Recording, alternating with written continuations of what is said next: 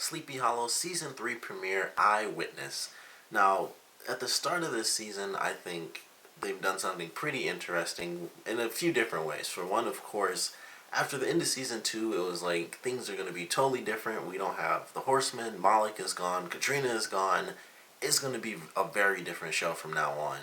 And we get the very first scene, the Horseman is taken out by this random woman who we find out is actually Pandora, which I expected. I'm sure a lot of you guys did too. The first thing I thought was, oh, it's like she has Pandora's box. And then it's like, oh, I'm Pandora. And it's like, well, there's the answer right there. So it's cool that we have this new villain who is very famous. Like, I don't really know too much about Pandora's box outside of don't open it or, mass chaos and destruction. But in this case, it seemed like they did something a little different where the box was actually like a spirit itself, or there was a spirit locked into it, where she takes the horseman's ability of death and she gets something in return. It seemed like giving death and getting fear back was a pretty unfair trade to me, but maybe that's the point of the box, and you feed it a huge amount of power and it gives you back a lesser version, but she could be a servant to the box maybe or something like that. I feel like it's something different than the actual story if you read up on Pandora's box. But I did enjoy that. I thought it was cool that we were getting a new villain. They completely took out the Horseman as soon as they could. They weren't wasting any time. It was like, alright, Horseman's gone and a new villain is in. The other thing that changed was kind of unfortunate, and I didn't realize this right until the title card came up, and that was that Orlando Jones, or who is our former Captain Irving, is no longer in the show. And that's fairly old news, but I hadn't looked up the show at all, so as soon as I saw that he wasn't a part of the main cast, I was like, that's an issue. So I went and looked it up. He's not going to be in the show. He might come in as a special guest in some point in this season, but unfortunately Orlando Jones left the show. He's not going to be a main character. And that really blows because he had such an amazing ending for Season 2, especially after the mid-season finale. He dies and then he comes back and he's a villain, but then they rescue his soul and then he's a good guy again by the end. And it was just really awesome. I was like, this is cool. They're going to be, a four-man squad now. It's not just going to be, Abby and Ichabod. It's going to be Abby, Ichabod, Jenny, sometimes Holly, well, I'm sure we'll see him this season as well. And then Irving, they're going to be the four people, and Holly will come in as the fifth guy every once in a while. And unfortunately, he's just gone. They give the only, form of dialogue they can ever give in the show when an actor leaves. They left in the middle of the night, so unfortunately he's gone. But we do still have our characters. We have our main characters, and they're in very different situations than when we left. And that was one of my favorite things. I enjoyed, excuse me about that. I enjoyed the fact that we got to see this huge difference in the characters where 9 months have passed or something. I believe they say 9 months, and Ichabod left after his wife died. After his wife as well as his son died, they're both villains. They join up. They both get killed off. They finish Malik, and all of that craziness happens. And so Ichabod has to leave. He has to kind of think about where he is and what he has done, and just where he is. He's in a new time. He has no one, or at least he felt that way. And so he has to think about things now. And it was really cool to get that backstory where he's been gone for months. He's looked around, he's found his family lineage, and he traced it back all the way. He even found his own headstone within his family's, I guess, plot. It was like inside of a mansion or something. And that was fun. I was like, this is really cool. It was weird that, of course, him being in jail, that was pretty crazy. But it was really fun to see that difference. And Abby's no longer with the police. She's actually with FBI. So she's, kind of followed her path in life, especially after Ichabod left. She kind of just got things back on track because nothing was happening for 9 months. It allowed her to be a part of the FBI, which was really cool.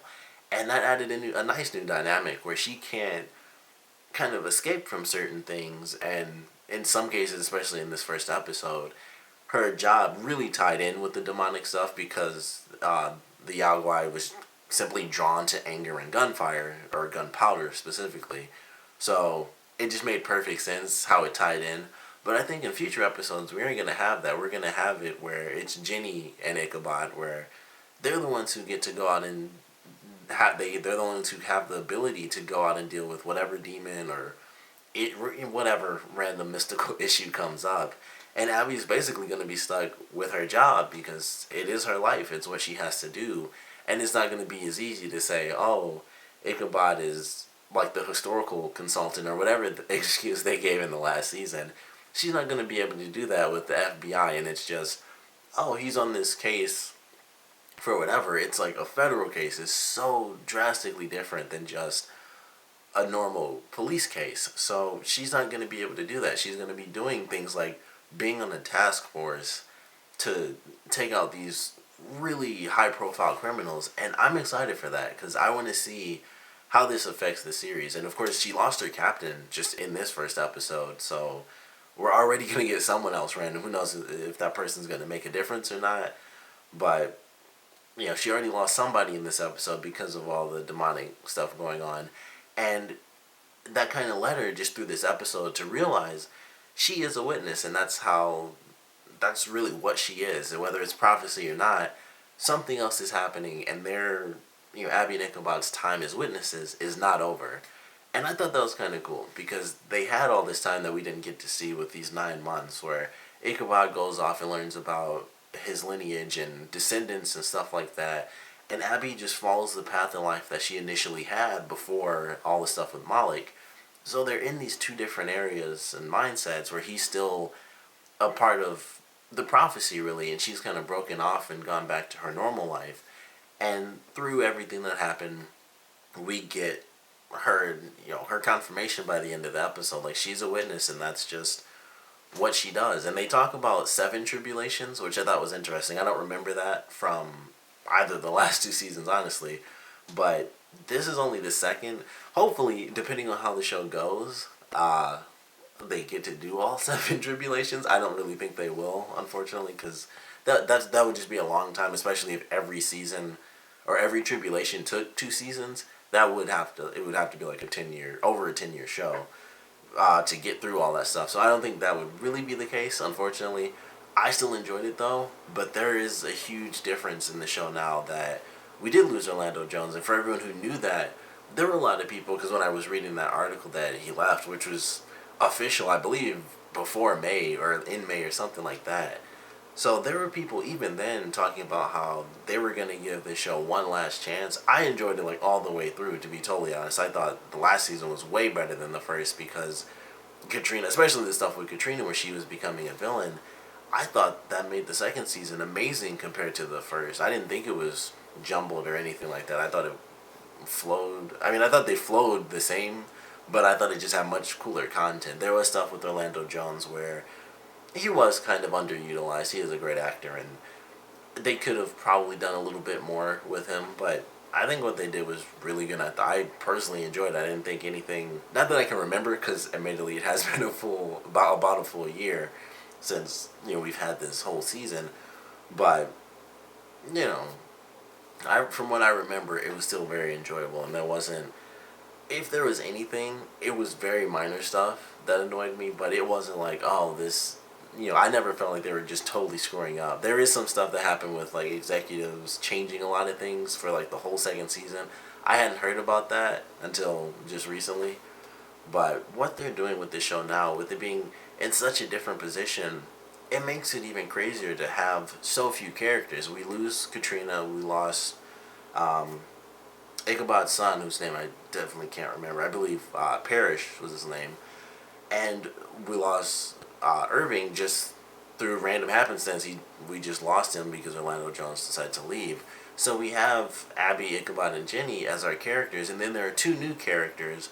One we've met, who was Pandora, who's our villain, and the other is played by the actress Nikki Reed. I just remember her name showing up because she wasn't actually in the episode, but she still got a title shot in this first episode.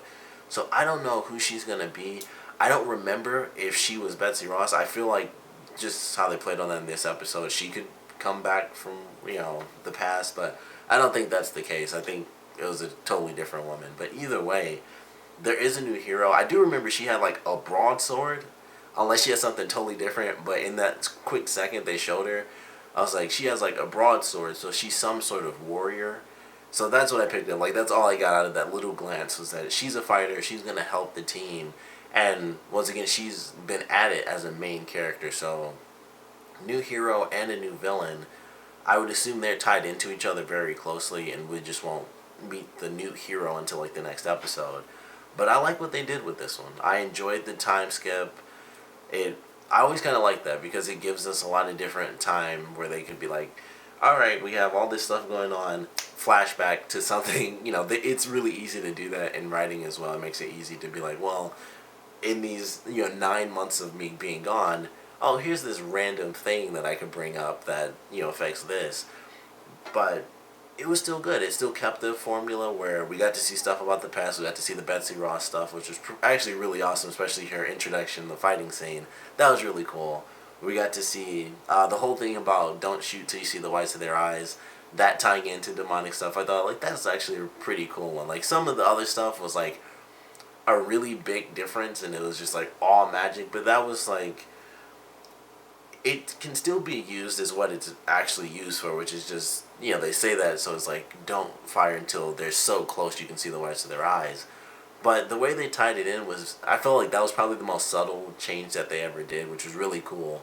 And probably the Betsy Ross thing as well, because that kind of makes perfect sense. I mean, with it being war times, someone, doing something like that, I could easily see them as being someone with like insane fighting skills as well. It just makes perfect sense because you would need those talents, even if you're just like, here's like a letter or something. If you're running letters, you would need certain skills, and I could see that person having more skills than they were remembered for in history. So I thought those two things were very subtle and very well done. I liked the monster in this episode.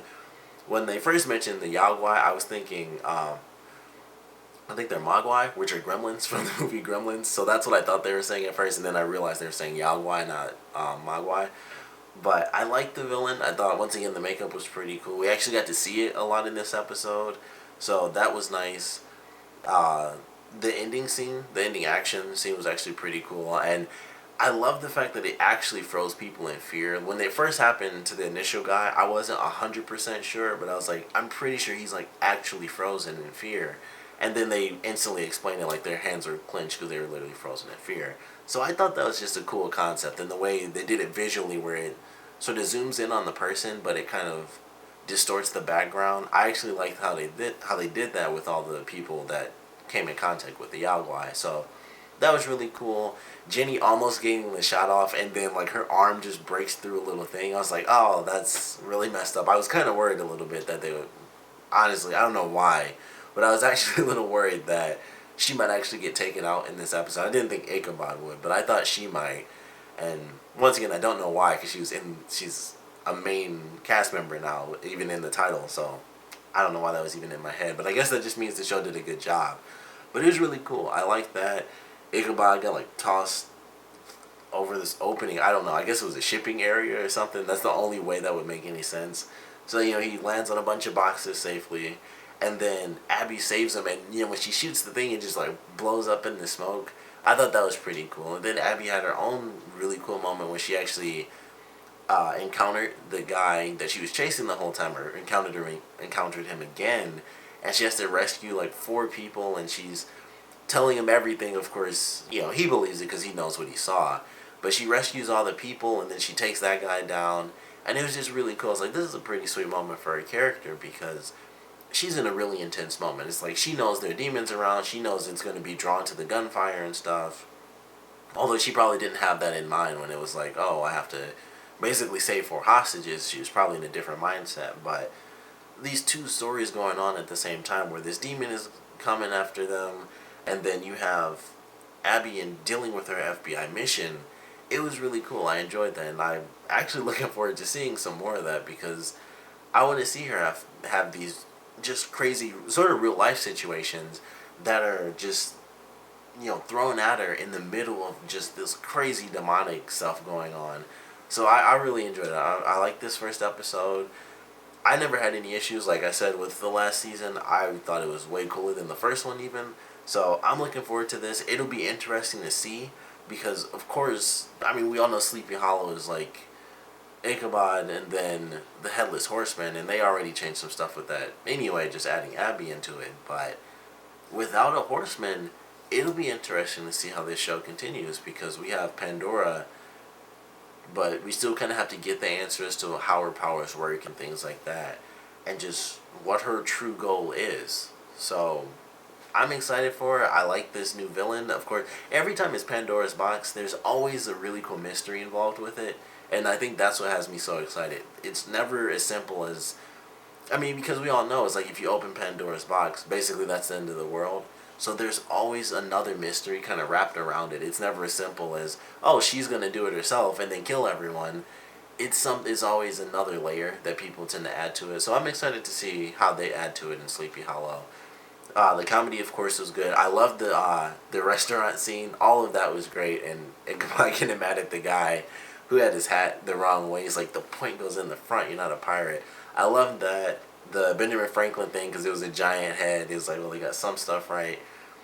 Him talking to the guy in his prison cell was funny, and when he does like the fist bump thing, it's like that was just really funny. And they do it at the end too, and I love that when Abby's talking to Pandora and she's like, oh, I have a friend like that, and she points, and he's just like, and does that. I was like, that was just really funny and subtle, and it's just something he picked up and kept. So I love that. Just the comedy's still pretty much on par as far as I'm concerned with what it's been the past 2 seasons. So I'm looking forward to this one. I've been waiting for the show. If I knew when it was coming on, I would have done a predictions video. This is yet another show that I completely missed the chance to do one on. But I guess I couldn't have guessed much. I mean, everyone was sort of dead. It really it would have been just, I don't know, I guess new stuff. They have already dealt with the other horsemen, really, so I don't think we're going to see any of them again, because we dealt with Pestilence when they had the Roanoke City that was like just in the woods and kind of trapped in the past, but somehow in the present at the same time. We dealt with War, with Stanton, or with Parrish, when they had the several different fight scenes with Death and War teaming up. And let's see, we have Pestilence, War, Death. I guess there's always a difference. There's always 4, but sometimes it's like it could be Strife, which I believe is like almost the same as Famine and stuff like that. But I'm pretty sure we've had all 4 of them, and even if we haven't, I don't know if we're gonna really get to see that again. But I'm excited to see what they do with it. We have a new villain. We have a new hero who's gonna be coming in, possibly from the past, which would be interesting, especially to see how that would play out if it didn't involve another horseman. But however it plays out, I'm excited for it, of course. I want to know what you guys thought about this premiere, so please comment below. Let me know your favorite parts, your least favorite parts.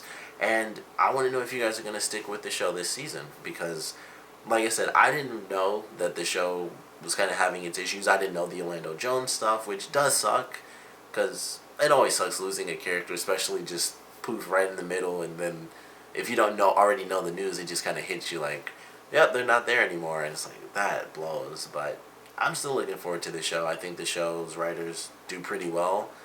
Like I said, I didn't think the last season was jumbled. I thought it was just really cool, like all the way through.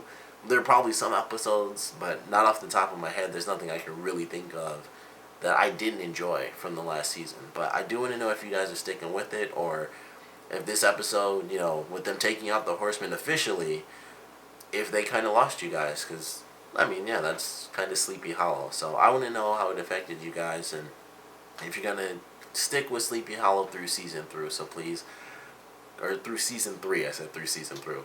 But please comment below and let me know. And thanks for watching.